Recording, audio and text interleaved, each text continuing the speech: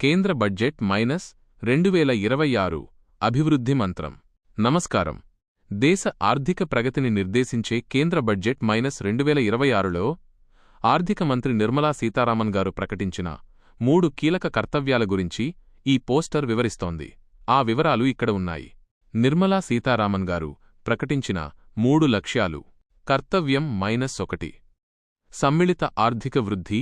దేశంలోని అన్ని వర్గాల ప్రజలను కలుపుకుంటూ ఆర్థికంగా ఎదగడం ఈ బడ్జెట్ యొక్క మొదటి ప్రాధాన్యత.